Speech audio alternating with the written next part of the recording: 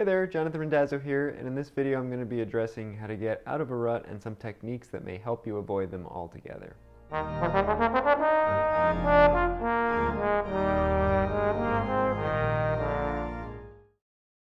Now, if you're an intermediate to advanced player and have been playing for a time now, encountering a rut is something you're probably pretty familiar with. I myself have been playing for well over 20 years and am pretty experienced with this feeling. However, I have found ways that I think are pretty effective at combating this.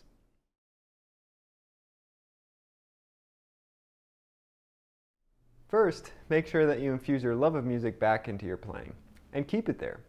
What drew you to the trombone and to music in general? Was it the sound? Was it how the music makes you feel when you listen to it and play it?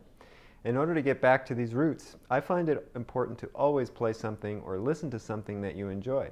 It can be made up or improvisational, or it could even just be a song that you really like. It does not have to be trombone related. Now, it can be very easy to find inspiration if you are enjoying what you do. The internet can be a great resource to watch people perform or just listen to a favorite album. Again, it doesn't necessarily have to be trombone music you're listening to, and in fact, it can be even more inspiring sometimes to listen to a great singer, a violinist, or even pianist.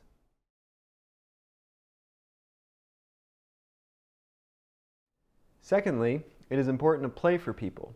Set up a weekly performance, pick an etude or solo you're working on, and perform it for family or friends. This can be a great way to inspire you to practice, as you'll be setting some performance goals for yourself and will give you something to work towards. Both small and large goals are important for providing direction in your practice.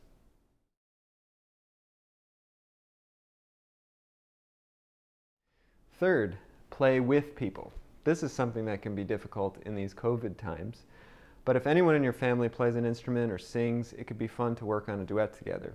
It will keep your mind occupied and provide a fun artistic outlet for you. This can really quickly bring back the excitement that you normally would associate with playing music. After all, the whole point of music is for it to be shared with others. Now, if you can't perform with anyone, you can do it virtually or even create a multi-track recording from your computer or smartphone. It's very easy to do with some basic free software and doesn't require a lot of know-how to do it. A simple Google search should send you in the right direction for that.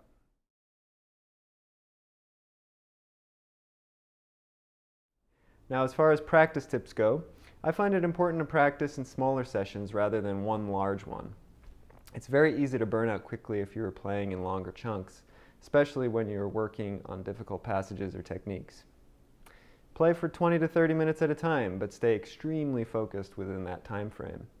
Now, if you do a handful of those sessions throughout the day, you'll be amazed at how fast the time goes by and how productive your practicing can be. It will keep your mind fresh. For most people, myself included, frustration can be a large part of a practice session. Some days you feel in control of the instrument, and others, well, the instrument controls you. But don't worry, this is normal. If you get frustrated with something or you just can't quite get it, that's okay. You can always put it down and take it back out again the next day.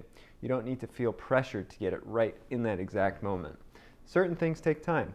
It can take weeks or months, or in some cases years, to really see noticeable differences. The important thing is to stay persistent.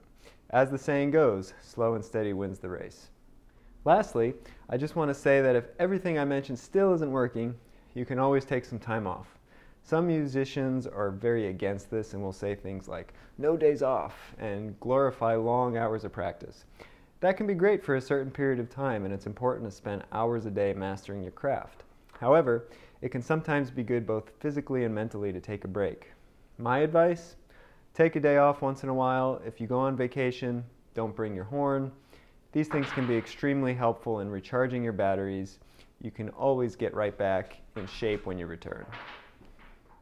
Well, I hope you can use some of these tips in your practice session to avoid a rut. Remember, the key is to enjoy your time with your instrument. Set goals and projects for yourself, perform with and for others, and most importantly, instill your love of music while you practice and perform.